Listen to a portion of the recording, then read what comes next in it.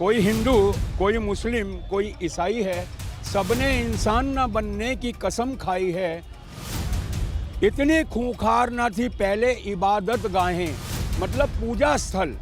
इतनी खूंखार न थी पहले इबादत गाहें। ये अकीदे हैं, ये आस्था है कि इंसान की तन्हाई है। तो इंडिया की बात मत करो, ये कुकुरमुत्ती पार्टियां हैं सारियां। इंडिया गठबंधन में मुझे कोई भी ऐसा दावेदार नजर नहीं आता है, क्योंकि मुझे ऐसा लगता है कि अभी एक कार्यकाल मोदी जी और लेंगे। इनका अपना काम कुछ करना नहीं है, सिर्फ मोदी को हराना है। इसके अलावा कोई इनका मैनिफेस्टो नहीं है। ये अडानी चिल्ला रहे हैं ना, अडानी हजारों आदमियों के घर का रोटी का पेट पालता है। अभी मुझे इंडिया का कोई वो जो नया गठबंधन बता रहे हो आप इंडिया, उसका मुझे कोई ऐसा स्ट्रॉन्ग दिख नहीं रहा है कुछ। और फिर राहुल गांधी जी को पब्लिक ने एक्सेप्ट भी नहीं किया है। पूरे वर्ल्ड में 10 के अंदर हैं ये सोनिया गांधी और राहुल गांधी। कितने आदमियों का पेट भर रही हैं। कोई वैकेंसी दूसरी है ही नहीं मोदी के अलावा। देखिए, सेंट्रल गवर्नमेंट का काम है कि छोटे से छोटे व्यक्ति से लेकर बड़े से बड़े व्यक्ति तक नकेल कसना। जो भी राष्ट्रद्रोही बातें या देश विरोधी बातें करता है उसके ऊपर अपनी कंट्रोलिंग रखना। तो अगर मोदी जी भी ऐसा कर रहे हैं तो वो तानाशाह तो नहीं है। सिर्फ अपने परिवार के लिए मरते हैं और ये पूरा देश के लिए मरता है।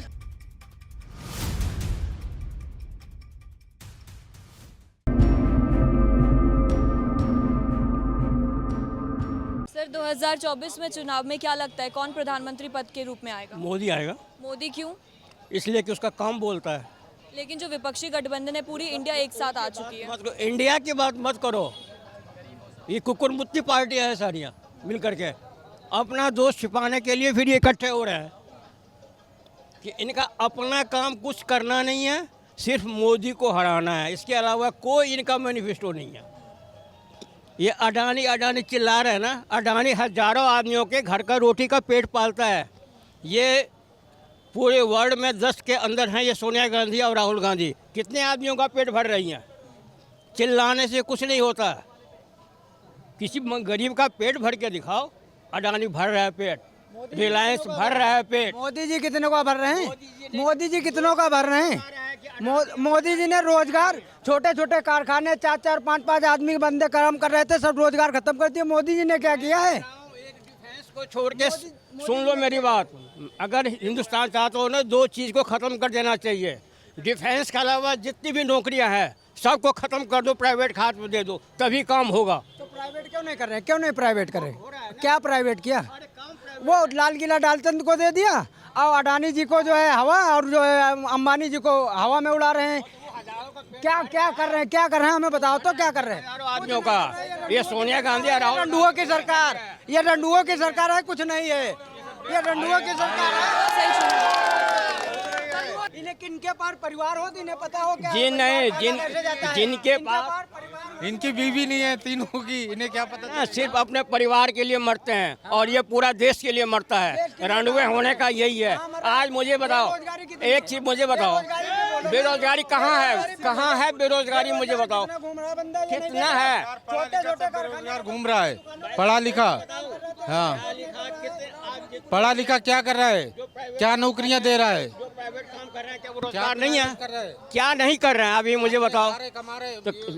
तो क्या वो रोजगार नहीं है? रोजगार क्या है? मोदी सरकार नौकरी दी, दुकानें खुलेगी, कंपनियां खुलेगी और उसमें आप काम करोगे, क्या वो रोजगार नहीं है? आप अपनी एक दुकान के लिए बैठे, क्या रोजगार नहीं है? बाबूजी दुकानें कह रहे हो? बाबूजी मेरी सुनो, मेरी सुनो। बाबूजी आप कह रहे हो दुकानें खुल रही, दुकानें बंद हो रही। जिनके पास 5 बंदे कर रहे थे आज उनके पास 1 बंदा कर रहा। मार्केट के अंदर चलो देखो, मार्केट मैं भी देख रहा हूँ, उम्र गुजारनी सी मार्केट में, आम मार्केट में ही। आम मार्केट में हम भी गुजार रहे हैं। समझ गया? जिनके पास हम 4 बंदे काम कह रहे कर आज 1 बंदा। हाँ साहब, गैस महंगा है, वो पेट्रोल महंगी हो गई, कितनी गाड़ी बंद हो गई साहब। नहीं हुई है भाई, रोड पे और गाड़ी बढ़ गई है, कहाँ महंगी हो गई? करे 200 रुपये किलो टमाटर हो गई। अटल जी ने इस्तीफा दे दिया था प्याज पे, और टमाटर कहाँ चला गया इनको तो? यही तो तुम्हें पता नहीं है।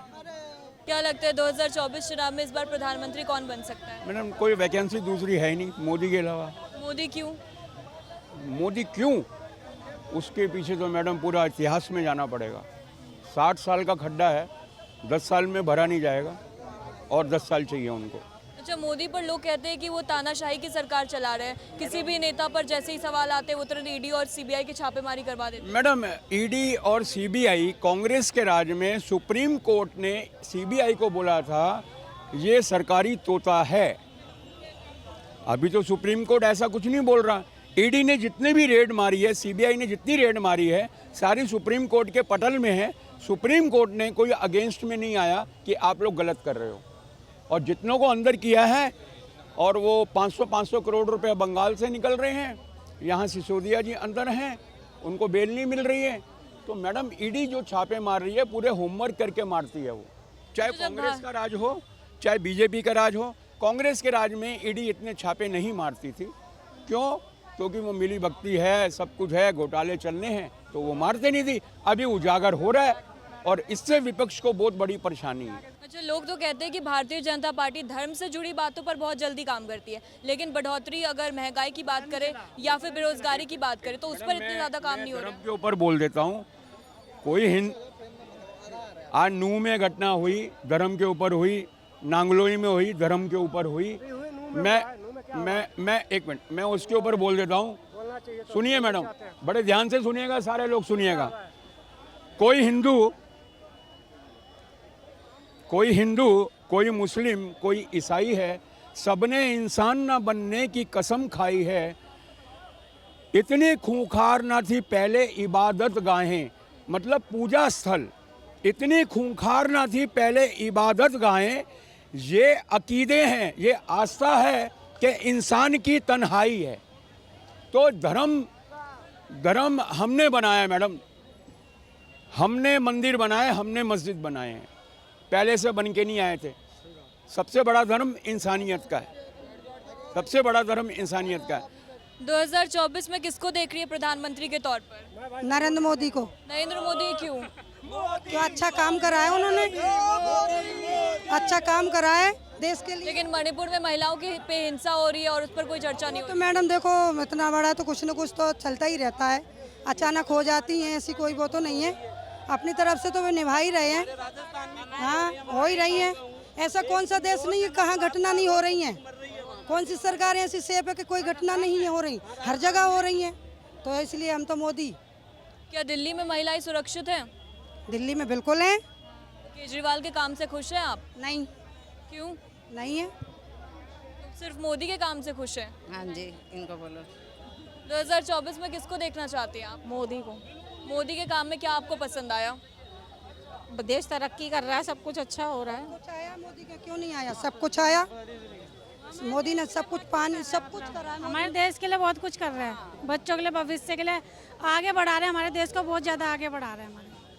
क्या लग रहा है, मोदी के राज्य में महिलाएं सुरक्षित हैं? हाँ, बिल्कुल सुरक्षित है, बिल्कुल। महिलाएं पूरी तरह सुरक्षित है। महिलाएं। प्रधानमंत्री नरेंद्र मोदी के 9 साल बेमिसाल या बेहाल? आई थिंक थोड़े थोड़े बेमिसाल, थोड़े थोड़े बेहाल। ऐसा क्यों कह रहे हैं आप? देखिए, विकास रेट आप भी देख रहे हो, चाहे से हमारी एक्सपोर्ट ड्यूटी बढ़ती जा रही है, हमारी फॉरेन पॉलिसी स्ट्रॉन्ग हुई है, बहुत सारी चीज़ें। लेकिन अगर देखें तो हम फॉरेन ट्रेड तो कर रहे हैं, लेकिन हमारे इंटरनेशनल जो राष्ट्रीय मुद्दे हैं, जो नेशनल मुद्दे हैं, वो कहीं ना कहीं हमसे छूटते जा रहे हैं। हमारे देश का इंफ्रास्ट्रक्चर बढ़िया हुआ है, मजबूत हुआ है, ये हमें भी पता है। लेकिन एक तरीके से अगर देखा जाए तो महंगाई तो कंट्रोल नहीं कर पा रही है सरकार। सब्जियां महंगी होती जा रही है। अभी करंट सीनेरियो में आप देखें तो टमाटर, कितने % लोग हैं जो टमाटर खरीद सकते हैं? हमारा इंफ्रास्ट्रक्चर बढ़िया हो रहा है। कोलकाता से बैंकॉक तक के रोड बन रहे हैं। मतलब हमारा इंटरनेशनल ट्रेड में एक बहुत बड़ा फायदा होने वाला है। लेकिन अगर करंट सीनेरियो में देखें तो महंगाई तो कंट्रोल नहीं कर पा रही सरकार। तो थोड़ा थोड़ा बेमिसाल, थोड़ा थोड़ा बेहाल। तो 2024 में आप किसको देख रहे हैं? क्या लगता है मोदी की टक्कर में ये जो नई इंडिया गठबंधन आई है, इससे कोई चेहरा है?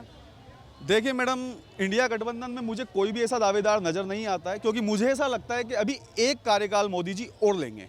क्योंकि जिस तरीके से देश में स्ट्रेटजी हो रही है और जो सांप्रदायिकताएं फैलाई जा रही है, तो एक तरीके से ये हिंदुत्व और मुस्लिमवाद वाला जो मामला है, ये कहीं ना कहीं मुझे हिंदुत्व के पक्ष में मुड़ता हुआ दिखता है। क्योंकि अभी आप करंट सीनेरियो में देखोगे तो नूह, मेवात में आपको भी पता है कि लगातार 4 या 5 बार आतंकवादी संगठनों से जुड़े हुए लोग पाए गए हैं। तो हमें ऐसा लगता है कि शायद एक बार और मोदी जी आ सकते हैं। उसके बाद अभी मुझे इंडिया का कोई वो जो नया गठबंधन बता रहे हो आप इंडिया, उसका मुझे कोई ऐसा स्ट्रॉन्ग दिख नहीं रहा है कुछ।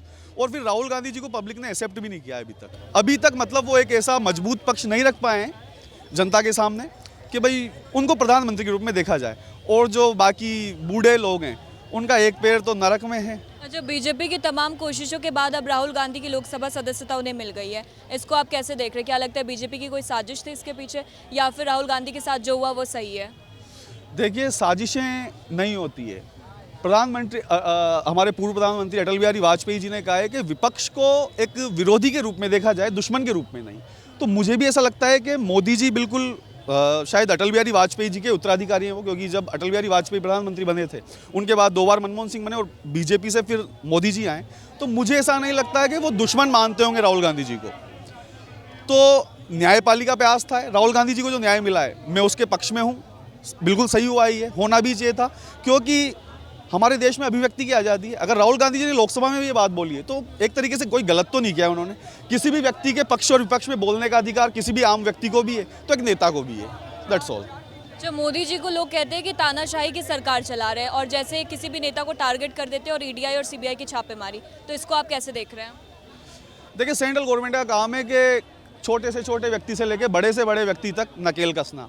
जो भी राष्ट्रद्रोही बातें या देश विरोधी बातें करता है उसके ऊपर अपनी कंट्रोलिंग रखना। तो अगर मोदी जी भी ऐसा कर रहे हैं तो वो तानाशाह तो नहीं है। ब्रिजभूषण सिंह के खिलाफ इतने सारे प्रोटेस्ट हुए, लेकिन अभी भी वो खुलेआम घूम रहे हैं।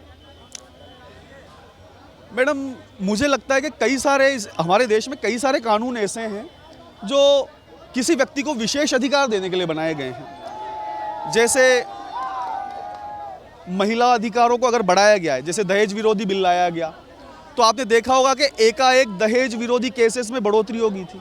ठीक है, तो ऐसे ही अब महिलाओं को विशेषाधिकार दिया जा रहा है या किसी भी नॉर्मल व्यक्ति को दिया जा रहा है, तो वो अपने आप को स्ट्रॉन्ग साबित करने के लिए या दूसरे व्यक्ति को कमज़ोर साबित करने के लिए।